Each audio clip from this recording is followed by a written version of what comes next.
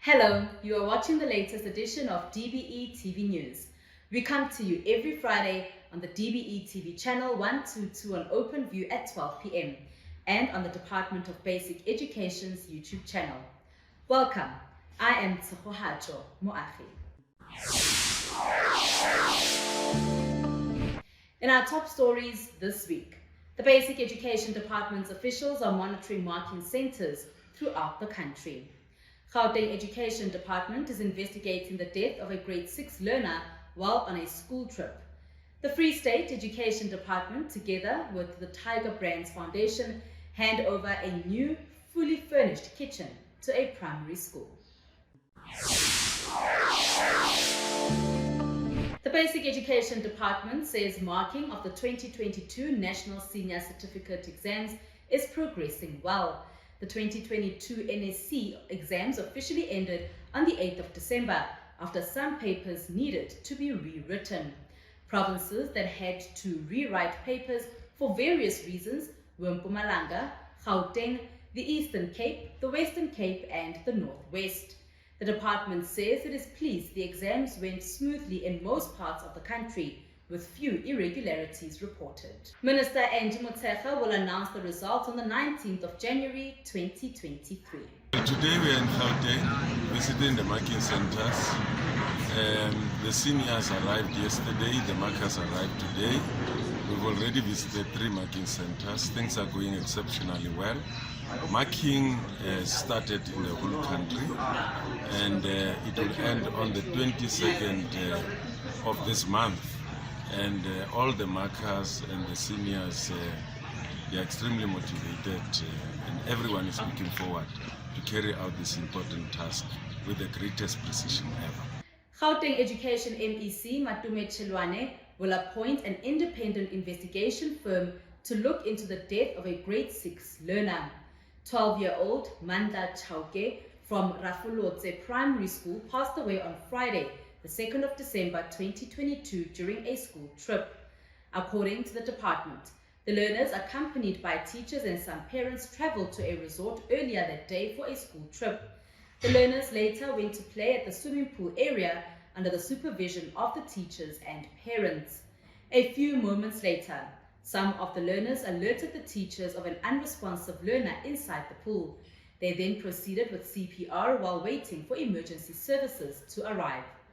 The MEC has sent his condolences to the Chauke family, ensuring them that no stone will be left unturned to get to the bottom of their child's passing. What we will be doing, we'll be setting up a dependent law firm to come and assist us with the investigation as to really what happened, so that we can close the matter, so that we can put the family at ease with what really transpired, as well as put the schooling community, the community at large, to give them an update so that we can get to the bottom of the matter in the main. And we've also sent through our psychosocial unit. They have been here to come and support the family. Also, they went to the learners.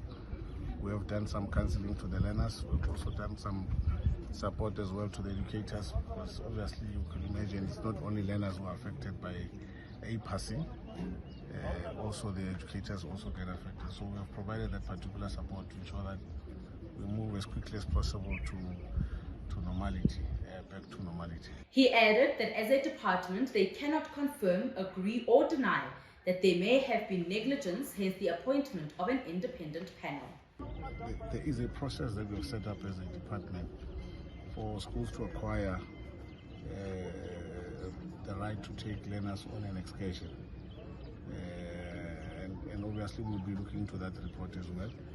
But that's why we've set up the independent law firm. That will reconcile, what we've agreed to and what transpired and what happened.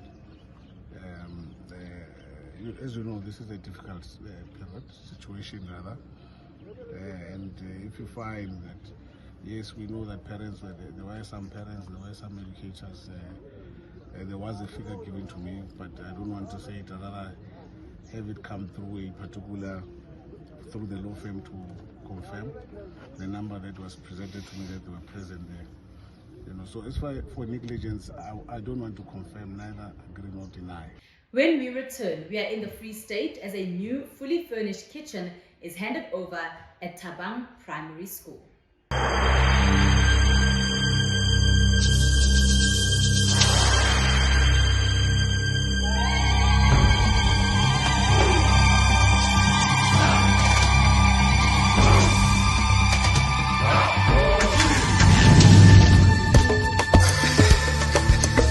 Presidential Youth Employment Initiative. Siyakukhahlela mhlekazi. Vuma sikutyibele ngamagama akufaneleyo.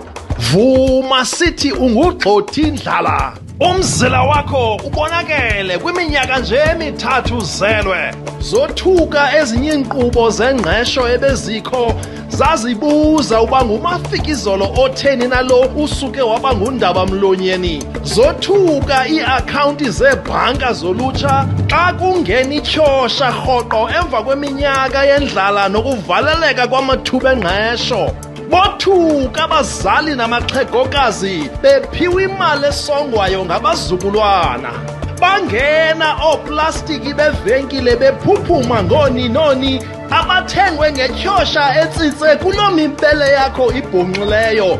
Batsho baziqonda abazali ukuba inene ukuzala kuzolula. Sizotshintsha ngoku sikhumshe kuba kufuneka siviwe kakuhle zizo zonke iintlanga xa sibhentsisa ngenguqu oze nayo ngexeshana kweli phondo nakwizwe lonke. The Basic Education Department, together with the Department of Science and Innovation, hosted a UNESCO boot camp on coding and robotics, this on the sidelines of the World Science Forum. The forum took place in Cape Town from the 6th to the 9th of December, where President Cyril Ramaphosa delivered the keynote address. The theme for this year's meeting was Science for Social Justice. The aim of the boot camp was to expose learners in the Western Cape to the new developments around coding, robotics, and programming. Basic Education's Siliki Tlhabane says the country is ready for the new subjects. It's really exciting to see how these learners are embracing the program that has science, chemistry, coding and robotics, 3D printing, exposing them to all this with the whole aim of stimulating the love for science in our children.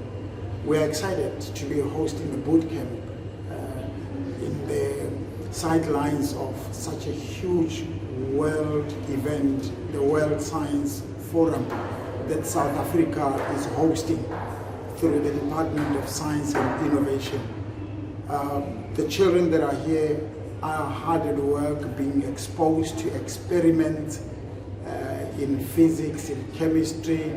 They are being given coding and the robotics kits. They'll be building robots by the end of this week. They would have programmed them, meaning they would have coded them, developed codes using algorithms and the knowledge of gamification. These are exciting times, and we are excited that South Africa was chosen to host this world-class event, and basic education being part of this big event. UNESCO says it always wants for young people to discover the joys of science. UNESCO's efforts as well in doing the microscience kits in biology, chemistry and physics is so that young people discover the joys of science. I think that for a long time, the way that we've been teaching these subjects has influenced young people, and we need to show them that these are exciting subjects that they will always need because they are surrounded by science. And so in terms of the World Science Forum, UNESCO co-organized this with South Africa, and we are really looking forward to meeting the world and the world players right here in Africa for the first time, and UNESCO is playing a big role in making sure that the world sees what Africa has to offer, but at the same time involving Africa in the growth of the world. The Western Cape Education Department says learners need to be prepared for the changing world, and the boot camp gave them that very experience. The world is changing and our kids need to get ready for this changing world. So we have 5 breakout sessions. We have physics, biology, we have sciences, coding, robotics, and AI. So the kids are going to get exposure to all of these different activities. So they're going to make some experiments, not bombs, just experiments. They're going to code some AI, build some robotics, and hopefully through this will just spark the interest in STEM education, because we need to get our kids ready for what is coming, and we need more opportunities like this for our learners to give them exposure. So I'm excited to get more scientists out of this group of learners, and I know the teachers that's here as well, they are actually the motivators as well, because we have about 25 teachers here as well as part of this group, and we have around about 225 learners in about 13 schools attending the session. Deputy Minister Dr. Rejana Mhaule, together with the Free State MEC Tate Mahwe, have handed over a new fully equipped kitchen at Tabang Primary School in Bethlehem in the Free State. The kitchen was built in collaboration with the Tiger Brands Foundation. This forms part of the Natural School Nutrition Program, a government intervention program aimed at enhancing the educational experience of learners from poor backgrounds. The program intends to address barriers to learning associated with hunger and malnutrition. This kitchen is said to bring a conducive environment with which learners will be served with dignity. It is bound to bring such pride to our community and our food handlers as they enter their workplace. They enter an environment that is conducive and they feel their dignity as volunteers. We're not saying they're workers because they just volunteer to serve our children, and they're clean, and the kitchen is the world-class kitchen. I would therefore like to appreciate and extend our gratitude to Tiger Brands Foundation for honoring their commitment to complete and build the kitchen as planned. As a department, we have had challenges with the infrastructure backlog that includes kitchens. I wish to thank the foundation, its leadership, and board of trustees for their vision. We thank you for the work, for working together with us and investing immensely in improving preparation and cooking facilities at schools through the provision of high-quality kitchens. The Deputy Minister went on to speak about the partnership with the Tiger Brands Foundation throughout the years. Through this partnership, we have seen more than 70,000 learners in 101 schools across 9 provinces benefiting from the in-school breakfast program. And 46 schools received built kitchens. The department is truly proud of this partnership, which also provides accredited food handling workshops for our food handlers. The collaboration with the foundations showcases a successful model of public-private partnerships, which are deeply indebted to the foundation for this generous support. This partnership spans over 11 years, and the foundation says it will continue to build kitchens for schools who need them. That the team responsible has produced this wonderful kitchen for the benefit of the learners, and we look forward to continuing the relationship with the Department of Basic Education.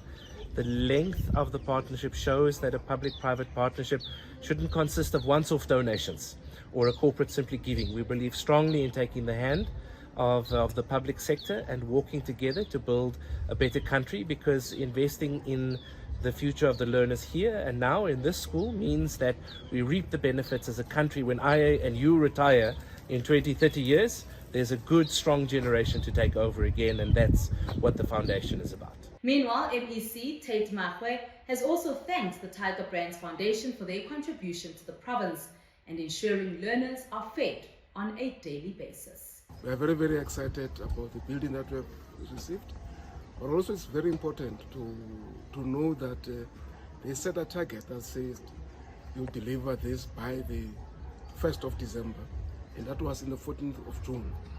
And we are so excited that it shows South Africans do have capabilities. It shows South Africans can do things. So we say thanks to South Africans, the contractor, the support of the SGB, the teachers, everybody, and the community, because I'm told that the community here received the contractors very, very well. So keep it up. Free State will only be simply the best. Dr. Mhaule urged the community to take care of the kitchen as it benefits all the learners in the school. I wish to make a special appeal to the school principal, the school management team, the school governing body, and the community of the Tlabeng to take care of the kitchen and secure all assets. Keep it in good condition at all times and follow all the hygiene practices to ensure that the food prepared is safe for our learners. Coming up next, we hear more about the benefits of schools sport. Research is showing that NSFAS supporting students on average are performing better than non-NSFAS supported students, which is also something that is very important because it says this almost complete wraparound program by government of NSFAS students is become very important. Also, the change from NSFAS being a loan to being a bursary has also made a very big difference because it has now even opened access to students, even in those institutions that were unaffordable in the earlier phase of NSFAS. Universities that have been more expensive, like University of Cape Town, Stellenbosch, Wits University, Pretoria, there's been a huge increase of the numbers of black students from poor families directly as a result of NSFAS and the kinds of difference that it has actually made. Part of the compliance with the kitchen is good ventilation, and when we observe, we see that we have great window here which brings in clean fresh air and air going outside.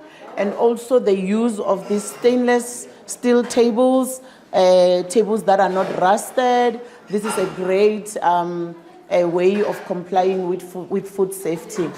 And also the display of this poster which shows that in case of food poisoning case here at the school, the food handlers actually they know who to contact, from your environmental health practitioners to the district coordinator and refer.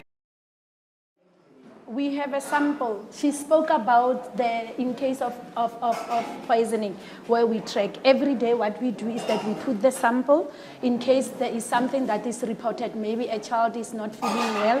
If they want to trace it back to the school, we offer the sample so that it can be tested. So it is kept for a day. The next day we prepare the sample from the meal of the next day. We will have breakfast. It's what they ate. And this container is meant for lunch.